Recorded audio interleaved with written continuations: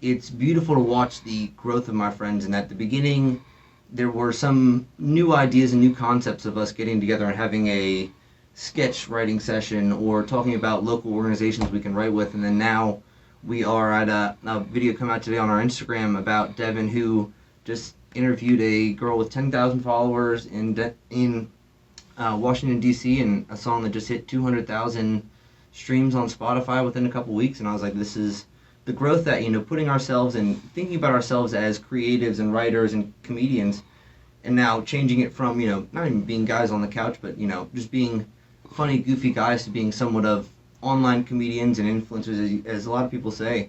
It's, just making it happen.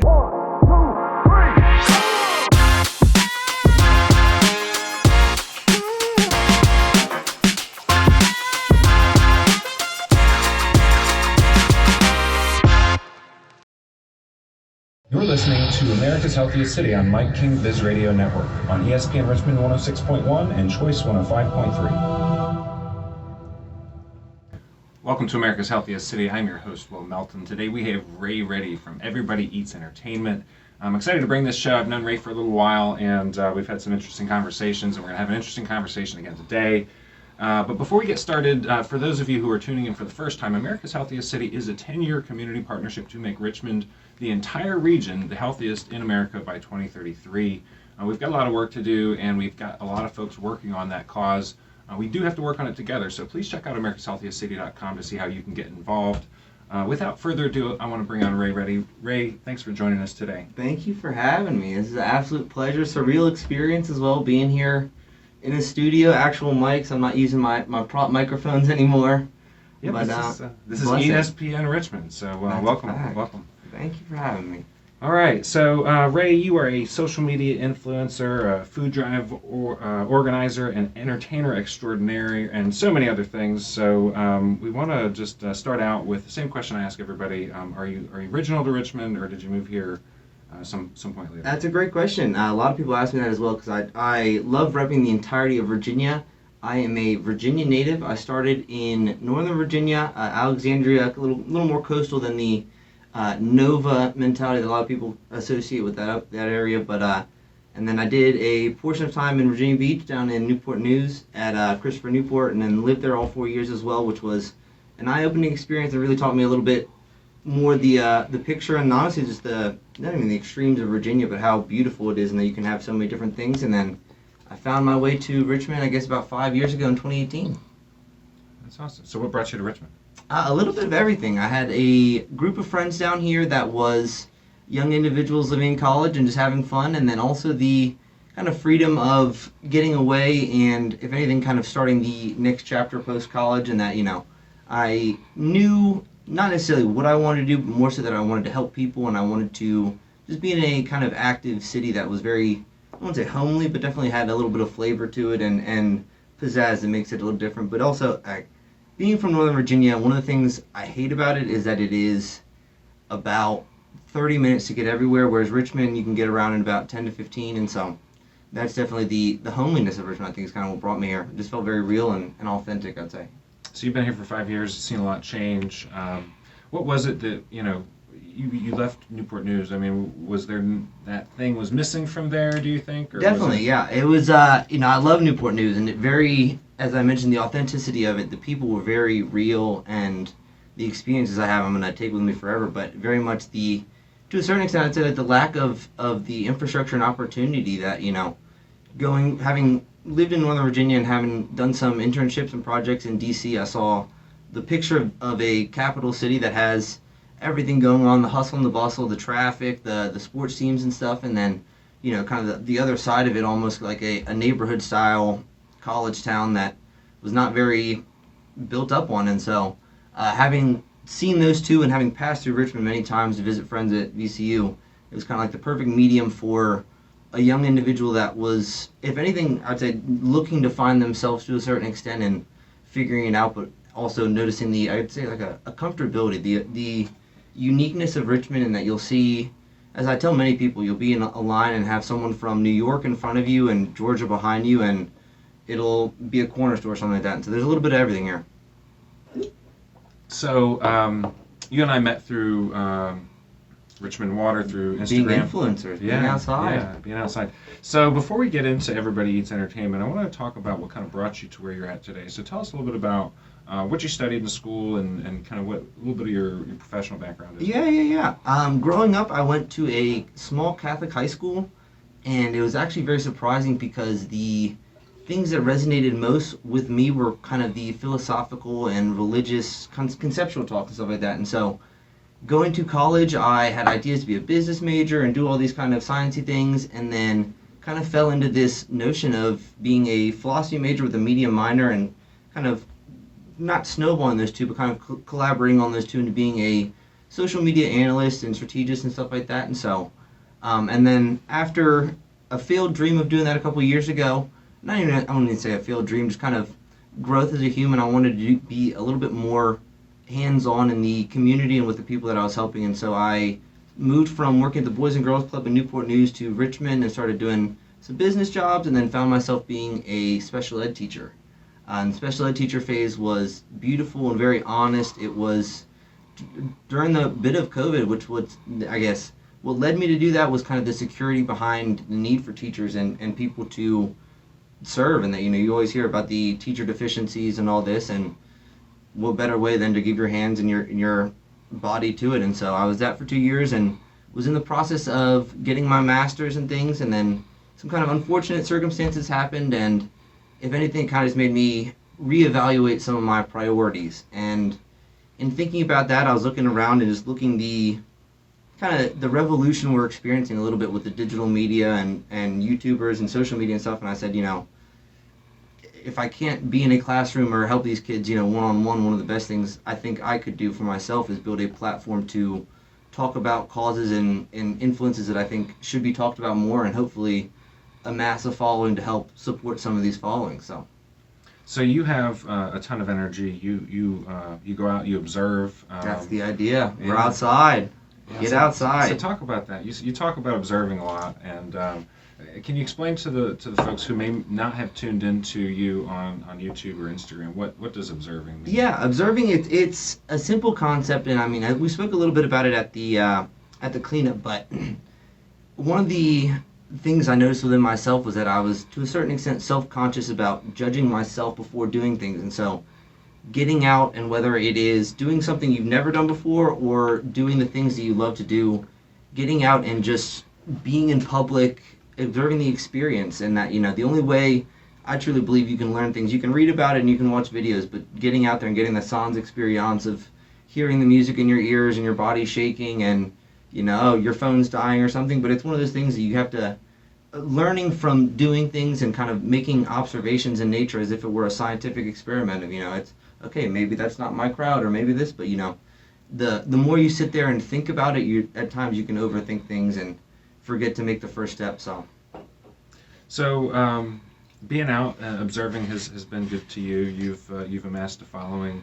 Tell us a little bit about what the process to create content looks like. Who your audience is, why do you make content in the first place, and maybe where folks can find you, because I know that you've got a couple of different folks. No, and that's, it's, as I tell a lot of people as well, the process of observing, you trial and error. And so with the come of the year, I kind of came up with the new ideas to not necessarily even rebrand myself, but kind of attack a different career path in being a media analyst and producer, and applying some of the knowledge that I had. And so in doing that, I guess you could say, there were, one of the hardest parts about doing what we're doing right now is that, I'm working with a bunch of my friends, and we are naturally comedic and funny and outgoing guys. And so we are not applying some business concepts to it, but trying to kind of merge some of that wholesome energy that we have to somewhat of a cause. And so we have Everybody Eats Entertainment, which actually last week we just filed the LLC for. We sold a bunch of t-shirts to the point that I was curious if the IRS was going to have to come after me. So we're doing the correct processes there, but merging the business and friendship part. If anything, we have a little group chat of about 10 guys with all different ideas, from a couple people that are purely structural and business and technologically savvy, to people that are just kind of creatives and quirky guys. And then for the most part, the faces of it right now are my friend Devin and Martin and I, and we make comedic content with the intent of trying to help people just be themselves and encourage them to be quirky and have fun, and that, there's no, sometimes life can get taken a little too seriously, and obviously there's downs and stuff like that, but making sure to smile and appreciate some of the smallest moments, and that, as quirky as it is, we've envisioned the style of greatness, and so now we're just having fun being small style influencers and doing what we want and talking about the causes we want as well. So it's been a little bit of everything. If you want to follow us on Instagram as well, we our Instagram handle is EEE_Virginia, as well as on YouTube we are Everybody Eats Entertainment, and then you'll see a little Penrose triangle for the people that are listening. And so, but we're just trying to kind of document some of the fun stuff about Virginia. Thank you for listening to America's Healthiest City on Mike King Biz Radio Network. I'm Will Melton. We have Ray Reddy from Everybody Eats Entertainment in the studio today. We're talking about positivity and creating and observing, and this is a little bit of a deviation from some other shows that I've done, but I think it's really important to spend time talking about the idea of what we would call courageous creativity and the power that brings to individuals and the example that it sets for other people. So let's talk a little bit about the friendship that you have with your co-creators, and maybe you can talk a little bit about the dynamic that you guys bring, how that contributes to the content creation process. How do you guys capture the video itself? How do you edit the video? Can you go a little bit more into the topic? Oh, for sure. And that's, it's one of those ideas of, to a certain extent, visualizing where you want to be and then kind of building a path to making it happen. And so in the early parts of the year, we kind of came together and came up with some comedic ideas, as well as some, not even cause-based, but just ideas of things that we wanted to highlight around the city, whether it was roller derby or chess communities, or these kind of niche markets that are a little different and don't usually get as much light. And then from there, a lot of it is I won't even say forcing it to happen, but we're learning as we go, and that, we have 2 or 3 iPhones, a couple GoPros, and grab all the angles we can and talk to anyone that wants to be talking and all these things. And as we're, as you've probably seen as well, there's a lot of people that, in this day and age don't mind being on the internet or having the idea of going viral. And so there's a bunch of people that want to be seen. And so in doing that, we are not overwhelmed with content, but to a certain extent, after, I guess, 4 months of observing extremely hard, we have at least, I want to say, about 15 different segments or kind of ideas to have, and then as well about 6 or 7 documentaries about little subcultures around Richmond. And it's just been interesting to gather it all. And if anything, I wouldn't say I'm gatekeeping it right now, but there's a certain part that, it's beautiful to watch the growth of my friends. And at the beginning, there were some new ideas and new concepts of us getting together and having a sketch writing session or talking about local organizations we can write with. And then now we are at a video come out today on our Instagram about Devin, who just interviewed a girl with 10,000 followers in Washington, D.C., and a song that just hit 200,000 streams on Spotify within a couple weeks. And I was like, this is the growth that, putting ourselves and thinking about ourselves as creatives and writers and comedians, and now changing it from, not even being guys on the couch, but, just being funny, goofy guys to being somewhat of online comedians and influencers, as a lot of people say. It's, just making it happen. And so the editing, I do a lot of the editing myself and spend an ungodly amount of time doing it. It reminds me a lot of being in school and pulling all-nighters. I'll procrastinate to the last moment and then sit there in a hole for 5 or 6 hours, just going in and absorbing all of it and the nostalgia of it. And so, no, there's so much effort. And then as well as just now we're, I guess, 25 followers away from 1,000 followers on Instagram and 10 followers away from 100 subscribers in just a couple months. And it's a euphoric feeling because people are reaching out to us and starting to, I wouldn't say understand, as mystical as calling it Everybody Eats, and we don't do much eating on there. It's the metaphorical sense of, if you have a passion and want to do it, go eat and be free. And as long as you are respectful of others, just keep trusting and being yourself, and good will come. So, America's Healthiest City is all about making Richmond the healthiest city in America, if we all work together. Mm-hmm. Something I've observed through the community on Instagram specifically is that there is a real community there.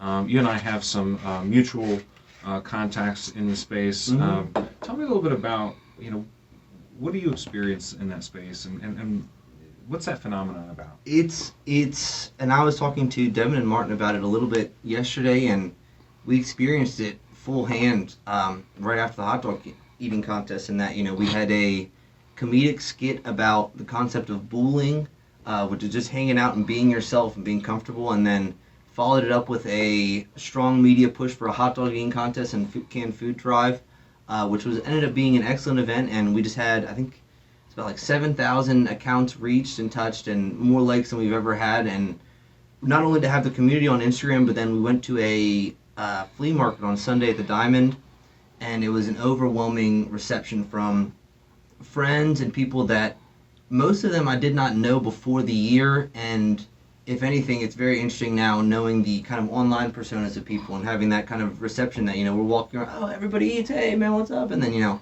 a lot of these people as well, as you and I have talked about, I think the essence of a community is coming together and supporting each other. And so I take a bunch of pride in supporting these brands and then going out and flaunting them around to people, because it's as crazy as it sounds, there's people in your communities and in your area that are making really cool things that, as many times as I've walked around and seen, oh, I like your shirt, or blah, blah. I was like, you know someone doing it, plug them and put them on, and they love it as well. And so it was just a surreal experience we were walking around for about I guess about an hour, and there was at least 20 different booths that came up and said hi to us, and were chitter-chattering and talking about private past events or future ideas that we have and collaborative ideas. And I was just like, this is, even the success will come eventually, but having the local success and credibility of people and brands in my area that at the very least respect us. And then in turns we did, I guess, 60 pounds of canned food and $60 of money raised for the charity going to Feed More Inc. located in Richmond.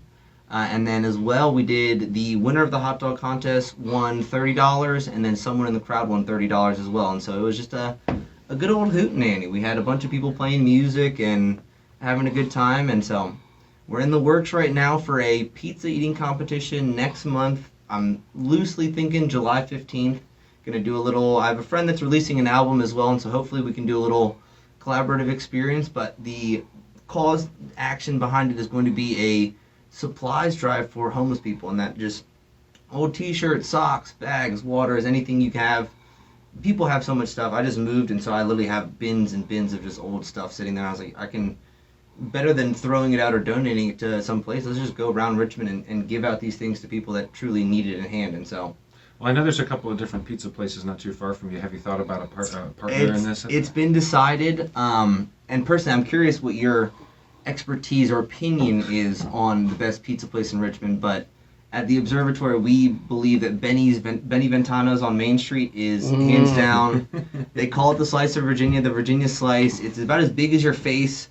And so, if anything, the concept I came up with as well is like, in doing these eating contests, we can go and buy a gross amount of food from a local business and then bring it back to the house and have some, not only are we supporting, but we're having a comedic event and all this different media and noise is being created around it. And so it just makes it a wholesome event. And just, it was amazing. I had RVA Mag share the hot dog eating thing, and that went to 77,000 people, and I was just absolutely amazed. I was like, that's a blessing to see people that we don't really even know, but they're seeing our content and it's resonating with them to a certain extent. So, well, I was going to say Benny Ventano's will come to mind. The size of the slice is definitely it. I was going to think that you're close to Chinello's too, and that's like a super Richmond pizza place, like forever and ever and ever. Virginia, there's a Chinello's right next to Christopher Newport that has way too much of my money, and if you get the extra large too, but no, I think Benny's has them. Cheesesteak They beat him by about 3 inches, and so.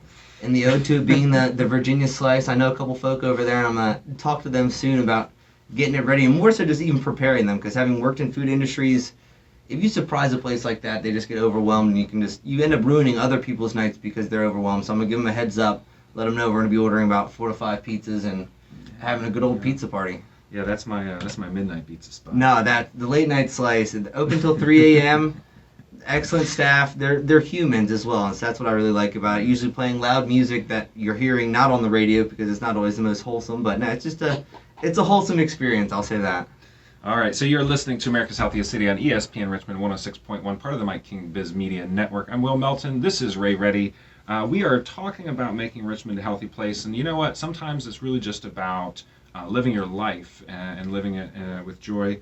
So, something that I've thought about, as I've been challenged by some folks who are like, I'm not sure if I know what my purpose is in life, and I've really changed my thinking from those folks out there that say, what are you doing with your life, and then I really want to challenge that and say, what are you doing in your life? And we take it back to the folks that you're meeting out in the world, the people who are influencers on Instagram. Those are people that are going out and doing it. They're observing, and I think that's the point here. So let's talk about health. Let's talk about ways that we can inspire people to be healthier, ways that we can inspire people to contribute to our community to make it healthier. So I want to give you an opportunity.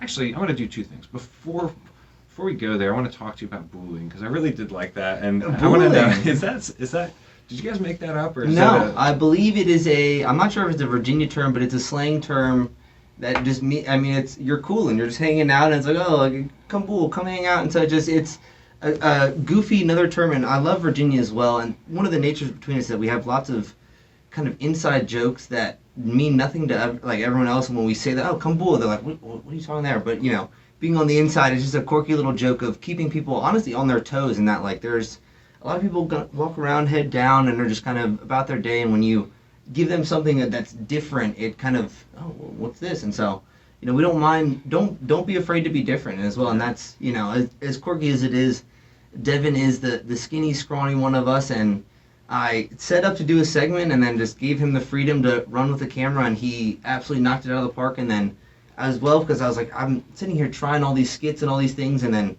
the video that I was using him as a prop to make sure the camera was in the right position ended up being our most liked video. And I was like, all right, it's one of those things that sometimes when you stop caring about the bigger picture, it ends up kind of coming to more fruition just because you're doing the little things. And so I think the next time after that, I saw Devin wearing a ball cap backwards. He was like a star all of a sudden. He fell into it, and he knows. No, and he is. It's very interesting. He's actually going to DC tomorrow.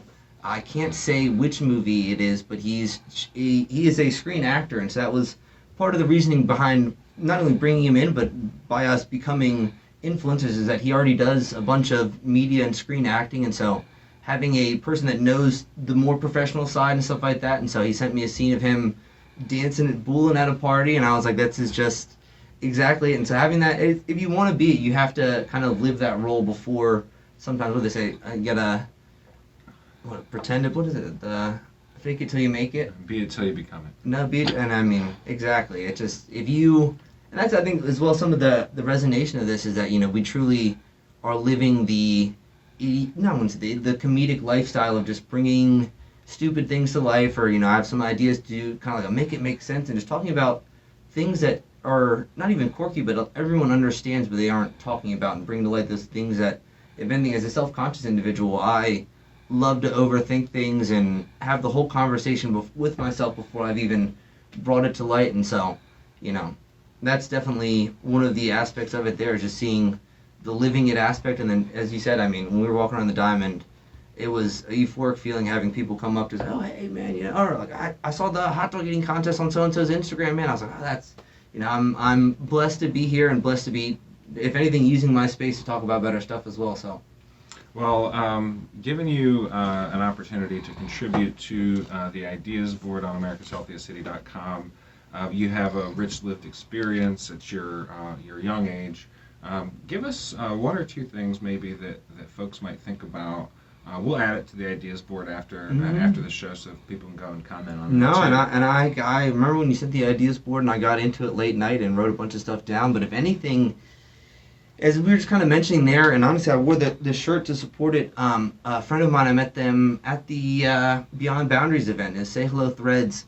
The shirt says, for the people just listening, the world needs your presence, not your perfection. And it's the idea that sometimes, we do overthink things, and there's that idea that we have to be perfect or this and that, and it can limit us so much from taking that first step and being ourselves. And so, as I said earlier, just taking that, if anything, breaking it down from this grandiose thing of, oh, am I going to live a fulfilled life or blah, blah, blah, I wake up and this is what I need to do to take control of my day, and just breaking down those little things. And if you want something, figuring it out. I don't have the most grandiose knowledge of being an influencer or anything like that, but we are just attacking it and pumping content on everything and figuring it out as we go. And it's okay to make mistakes as well.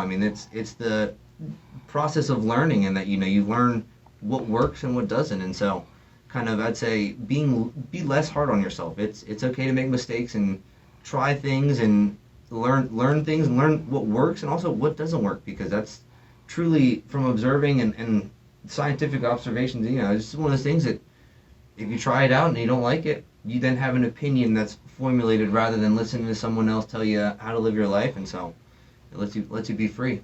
I love that. Now, I'm going to ask you in a minute who we might think about inviting onto the show. But before I do that, maybe you can tell me who you're connected with that you were able to get tickets to the T-Swift concert, because that one shocked us all. No, and that you have to be an active observer.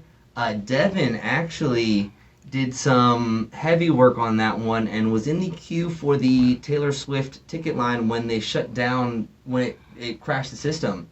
And so in being that, they sent him a link that said, hey, unfortunately, too many people wanted the Taylor Swift concert tickets. It's overwhelmed the system. If anything, we'll send you a link secretly in like 2 weeks or something like that, because if anything, there's so much media behind it. Everyone's trying to get in there. They wanted to put the people that were in there first. And so he got a backdoor link and got the tickets for face value, and then he splurged as well, and I was like, I might as well get two if I'm already here. And so he gifted one to Martin, and Martin's paying him back. But that was, and it was beautiful as well, because he went to a kind of like a small venue show for this woman, Revenge Wife, the night before, and he said it was about 20 to 30 people, and then the next night was in Pittsburgh at a Taylor Swift concert, and I think they said 75,000 people at the it's not no longer MetLife, but it's the stadium up there, and just absolutely iconic experience, as well as he's a big kind of like the pop music style side. Just definitely something you got to experience if you have the chance. Yeah, and so you're out late night too, and tell us a little bit about what's going on late night. Where do you recommend people go? Oh, late night. Honestly, if you guys wanted to catch me, I wasn't expecting this one, but I'm glad I was ready for it. The Jungle Room is one of my favorite places. It's a club, a little bit more dancey, but they have this woman coming July 1st next week, DJ Minx. She is, and I love the groove and funk aspect, and so I was down at a music festival in Florida. They're playing house music on the beach, and then this lady comes up, and it was just, I loved it. And then she came last year, had a great time, and so I'm going back again there. To be honest, I like the Jungle Room as well. There's not enough spaces in Richmond right now, in my opinion, for dancing and that kind of quirkiness. And so another interesting one that's been popping up a lot more, and I've had a lot more friends doing events there, is Basic City Brewing Southside. They have a really nice event space to the side of it that allows you to get your drinks, have amenities, clean bathrooms, all that stuff, but then also have a loud concert in a venue. And so, and then some of my favorite bars as well, a Sidewalk Cafe, a couple blocks from my house, Taco Tuesday. We got Commercial Tap House as well, another little niche one that if you're ever having a private event, they do, I think it's like $50 to rent their upstairs room for a couple hours, and very intimate space. You get to play your own music. And so, Richmond has a lot of honey holes that really, if anything, there's so much to explore, and that's been half of the joy. And moving here 5 years ago, I was sitting here and a little overwhelmed by all of the different things to do, and so now we're, if anything, piecing it out. We got how to explore the James River and all the Richmond events, so we're going to start running through the different festivals and talking to different people about different ways to, if anything, explore Richmond with everyone else. So. Awesome. So who do we need to bring in here? Who's making a difference in Richmond that we might interview? No, and that's a great question. And honestly, there's an individual in Virginia Beach that I wanted to shout out first, and I'm not sure, he's a very busy man, but Cameron Bertrand with the VIP LLC, the Violence Intervention and Prevention LLC. They're doing a bunch of research and trauma-based work in Virginia Beach, but hoping to expand there. But I've worked with him for a couple of years, and then the guy in Richmond that's honestly caught my eye the most is the rapper Noah O. To be honest, and it's wild because in a lot of forms of media, everyone is relying on your streaming numbers or this and stuff, and his streaming numbers are fairly minimal, but the impact he has on the community and the credibility he receives, it's unmatched so far. In that he hosted a music cipher this past, I guess, the beginning of the month with a company from Pittsburgh, and it was one of the coolest experiences that I've ever been in that it was a room, probably capacity of 50, packed with 100 people stumbling out the door. He had producers from Virginia Beach, Northern Virginia, all over, and this whole different music event that was just a celebration of the hip hop scene and the culture of Richmond. And then as well had some absolutely massive artists come by, and Nicholas F., who, as I didn't realize, being from Virginia, I didn't even realize this guy was as big as he is. This guy worked with Drake from about 2010 to 2013 on a whole bunch of things, and won a bunch of rap battles on BET for a couple of years, put in their Hall of Fame, and then I was just amazed at the ability for him to draw this kind of community pull. And then looking at his album Richmond Brave, I was like, how is this not getting the streams? Yet, as he mentions it, the business aspect of it, of if you're able to sell a T-shirt for $20 or $30 extra markup, that's 100,000 streams there that you didn't have to sell on the internet. And so it's about to a certain extent working smarter. And then watching some of the stuff, the investments, he signed a couple, or was integral in the case, working on a creative impact bill in Newport News about just kind of inspiring creatives to have money and spaces to create unabridged and healthily. And so he's been honestly a bit of a mentor to a certain extent, and watching him move, but also just it's amazing to see the impact people can have on their community and have. It amazed me. He has, I think, 17,000 followers on Instagram, and then a couple 100,000 listens here and there. But just I was like, the streams, what are this? It's just so. But no, he's the guy I got to shout out. Charged Up as well. It's a whole business and a movement, but it's just about kind of creating a scene for Richmond to embrace hip hop, and then as well, watching him. I wouldn't even say mentoring, but he just works with so many people in the city that really respect him, that it's, and has a store on Broad Street as well, 106 West Broad. They're taking back Broad Street after I wouldn't say it's run down, but it's definitely had some better years. And so seeing Richmond folk take over and have some investments in the city is super cool.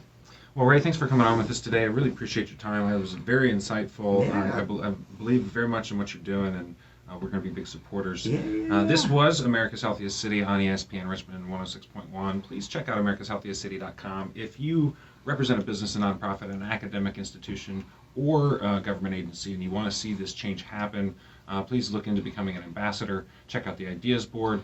Leave your comments, and check us out at 6 a.m. on ESPN Richmond 106.1 on Thursdays. Heck yeah. Ray, where can people find you? Just one more time. Yeah, we're going to be available. Our biggest platform, all of our stuff is going on Instagram, _Virginia.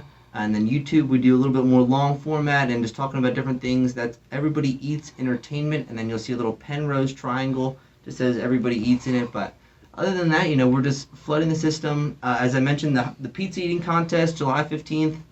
Undisclosed location at this moment, undisclosed artist, but just know that we're going to be raising supplies for the community and having a good old pizza party. So, thank you. See you guys next time. Yeah, pleasure. Absolutely. Heck yeah.